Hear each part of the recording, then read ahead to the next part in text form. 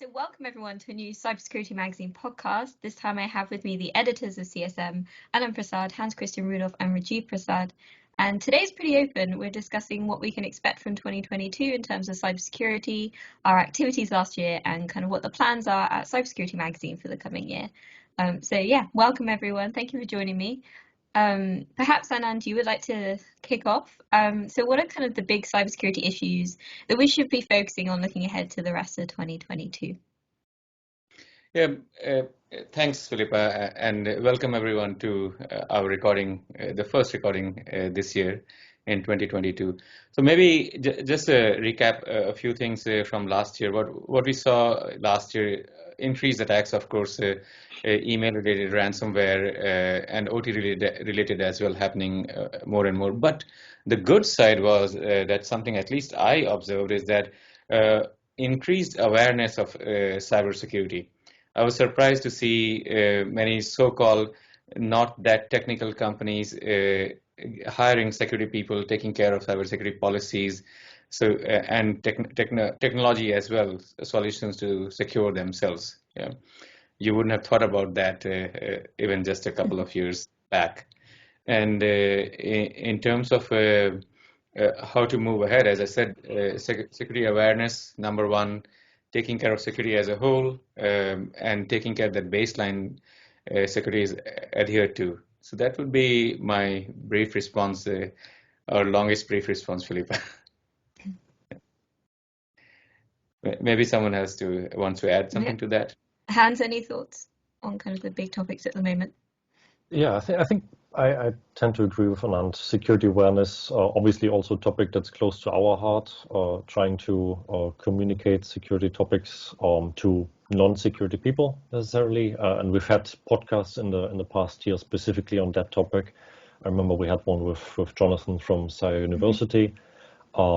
We'll keep putting out articles on security basics, trying to communicate basic concepts that help if everyone understands them, not just in order to protect the company that they're working in, but also just to increase your personal security. And I think that's also something that's increasingly we have to reckon with, is that everyone to a certain extent needs cybersecurity in their personal life these days. And if it's just you have an email account that you want to protect, for example, with multi-factor authentication, these sort of things, just knowing what that is and knowing why that's important, I think is quite crucial. And of course, then you have the large attacks that you will find all around the news, ransomware attacks, which went rampant in the last year. But I also think privacy will remain a crucial issue, especially as we see large companies merging, and more and more data being gathered from us in the physical and in the real world. And keeping track of that, keeping that secure, I think remains at the top of our list. You mentioned, going back a little bit to the ransomware attacks that we saw a lot more in the last year or so. I was wondering, do you think that trend will continue for the rest of 22? That's a difficult one. Well, I think you'll keep seeing the big ransomware attacks that hit quite critical infrastructure. I think the more and more infrastructure that is connected to the public internet via some way, these things are bound to happen, I believe.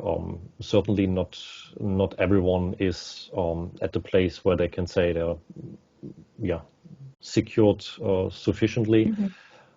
So I believe ransomware will certainly continue to be an issue. We'll have the large incidents that you read in the news, even in the broad public newspapers that don't specifically focus on security. If critical infrastructure gets hit, then that's a matter of notice. I do think, however, that if certain criminals or malicious actors are trying to target small and medium businesses. It might not even take a denial of service attack or ransomware attack. It might just be, a very basic, let's say, phishing attack or some other form of social engineering. So sometimes I think it's these rather easy things that get missed out, which is why it brings us back to the security basics. Knowing about these things and being aware that those can become huge issues, this remains vitally important. Maybe I can add something there. So ransomware, and what Hans also picked up is awareness and baseline security associated to that, but also the phishing part that keeps on becoming a problem, and that also leads towards fraud side, cybersecurity and fraud, and that directly links to losses made in a different way than ransomware as well. So if I may add a couple more points to this, in line with both what Anand and Hans have mentioned. So definitely SMEs, as River is an SME, we have been at the other end of, or rather we have been receiving what might be directed attack towards us, or just general barrage of phishing emails that get sent to everyone. But as an SME, the way we probably go about it might be different than a large organization which has a dedicated IT that just looks at the kind of content coming in and going out. So a clear strategy for an SME, if that can be laid out, 10-step program, if you like, that would be definitely essential. What we rely on is basically a common sense among all of our colleagues. Our IT is very active in responding to issues that we report. So far, that's how it is. We sort of feel our way through and try to be smart about the content we access, whether it be by email or wherever. So definitely awareness for SME is crucial. What I want to see later this year is if we can have content, basically, whether be it very good webinars or articles addressing critical facilities, and then electrical utilities would be one of those. It's amazing how often ransomware attacks have been targeted towards them, but it seems, based on the news that we read, there's very little clear actions about it. But as a publisher, I think the more practical, if you know what I mean, a very hands-on content addressing a vertical like that would be a great value add for our readers. So you're saying OT security related articles. So you're kind of moving towards also what comes in 2022 as CSM, Rajeev. Yeah, certainly makes sense. OT security, and then can also be for specific industries as well, or verticals, if you want to say. Yeah. And I could, guess, sorry, please, so Philippa. If we're kind of moving on to that, looking over kind of what CSM was doing last year, the articles we're putting out. So we put out over 100 articles, opinion pieces, editorials, covering everything from, like you were saying, security basics, trying to build security awareness, to cybersecurity standards and how to protect your businesses, so SMEs and so on. We also have our monthly newsletter, and last year we put out about 10 podcast episodes. And in that, we covered things from security of smart grids, security awareness, blockchain, use of open source software, all which can be found on our website and our YouTube page. And actually this year, this is our first editorial podcast, but we started the year with an episode on AI detection of cyber attacks and automation systems, which was really interesting. And we have lots planned for this year. I guess just to get the ball rolling, perhaps Hans, do you have a particular favorite episode we did, or a particular topic that was good last year?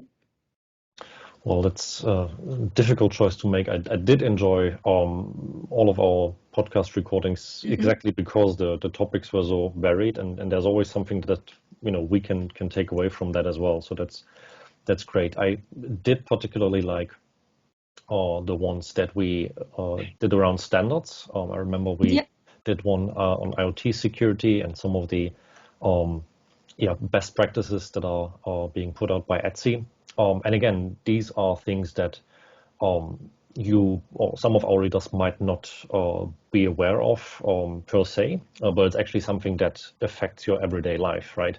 Making sure that the smartwatches or the smart thermometer that you have in your house are secure is actually something that adds a tangible benefit for you, and just being aware of that and also realizing the threat that is associated to these smart devices is actually quite interesting. So that would definitely be one that I particularly enjoyed.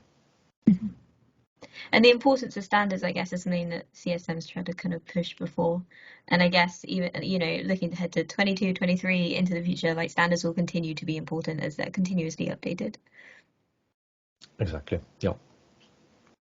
I would like to add that I think we also had a podcast last year related to OT security. So, Rajeev, there you also had a couple of articles. Indeed, yeah. Sorry? Indeed. Yeah. And to what Philippa was saying, like 100-something articles, monthly newsletter, almost monthly podcast, and over 150 people coming to Cybersecurity Magazine website every day, kind of. So that's we are thankful to the people for visiting and accepting our activities here in the magazine.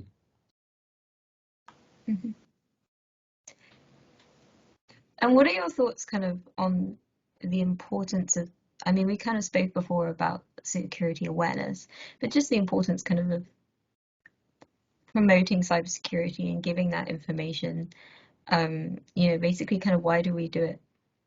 Why are we here? Yeah, let me take a shot, and then maybe everyone has their own opinion. Let's if we start from there. We are living in a world that is getting more and more connected. Yeah, and more connected, and everything that means being connected and people being connected as well. As we started off today with about security awareness, that because of this connectivity, we are seeing, of course, more impact of security attacks on daily lives of people. I don't need to mention all the details of that. You see in news as well, and thus understanding security, knowing the basics becomes extremely important. Knowing how to behave properly in the connected society, in connected world, becomes extremely important because there is direct impact on lives of people. I'm pretty sure there's more to add to it. Yeah, totally agree to that. I think touching a little bit on the point of why we are doing this, right? Because if we wouldn't see substantial benefit in doing this, then why spend time on it? I think with security news, it's like with any news. If you read too many negative things, it becomes fatiguing. And I think very often when reading about cybersecurity online, you're reading the headlines of like this and this many data records stolen or so many credit card information breached.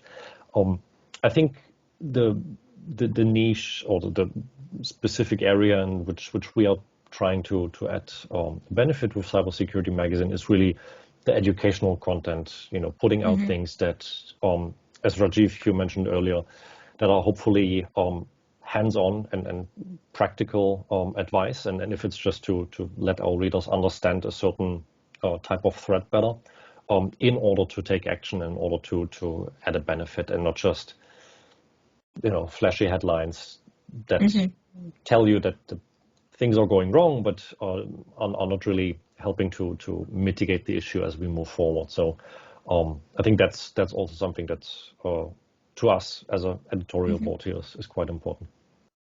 I suppose we should also mention, so first of all, yeah, we are definitely, our attempt is not to be alarmist.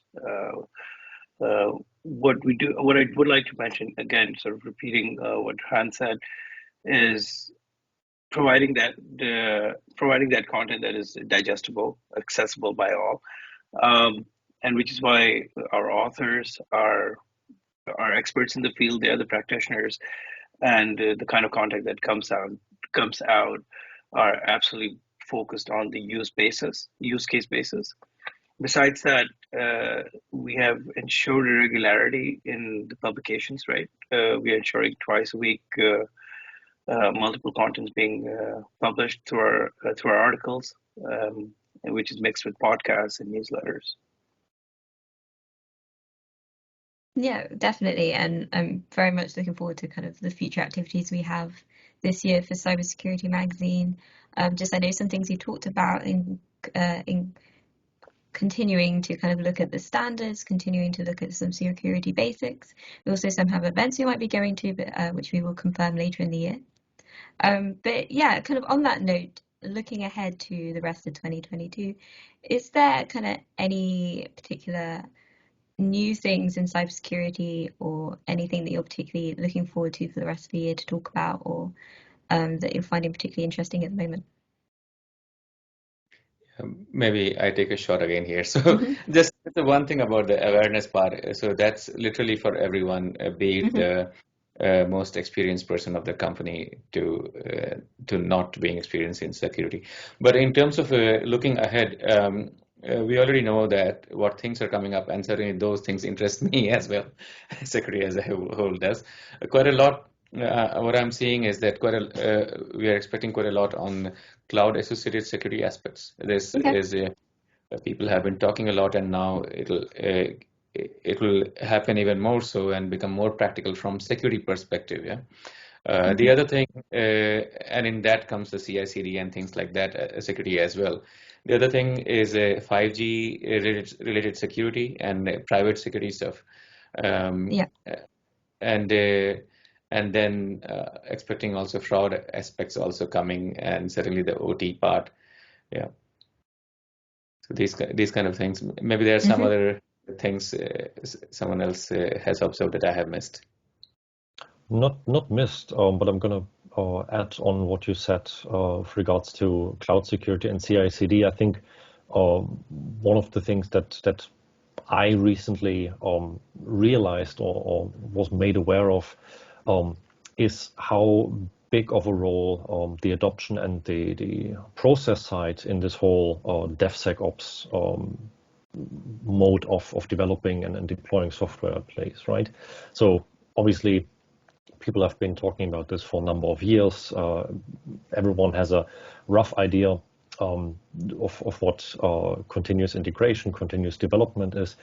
But now it's actually trickling down from the large companies to maybe also small or medium-sized businesses who want to make use of that, and that might have challenges adopting or making the transition from a rather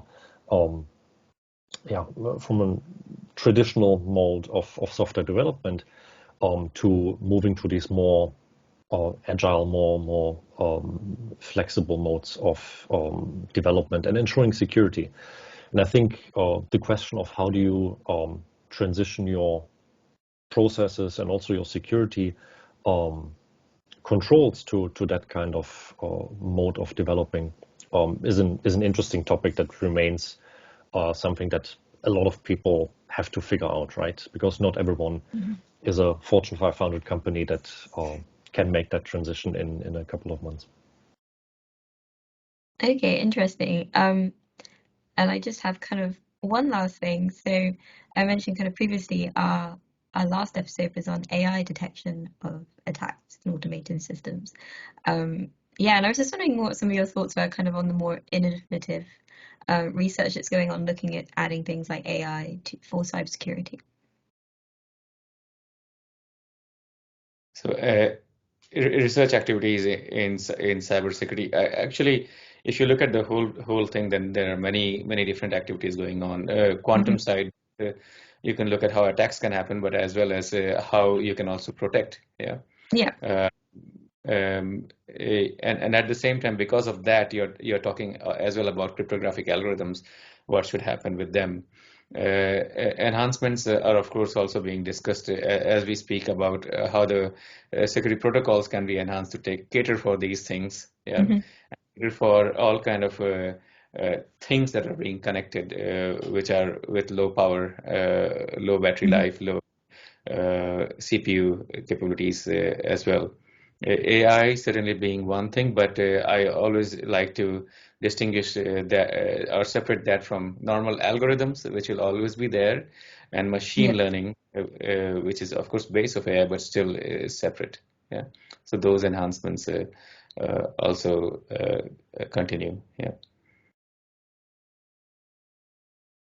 Great. Well, we're kind of coming to the end of our time, but does anybody have kind of any last thoughts on cybersecurity this year or just CSM generally? I think we all want to add something. So CSM Cybersecurity Magazine, that is, visit our website as you have done, and we'll always try to bring something of interest for you. And feel free to contact us for any specific topic you are interested in, either writing sometimes and as well as reading too. Yeah. And perhaps if you're looking for a media partner for any event related to cybersecurity, definitely we welcome such solicitations as well. Great. Well, thank you all so much for joining me. Yeah, I'm definitely looking forward to working with you all for Cybersecurity Magazine for the next year. Thank you. Thank you all.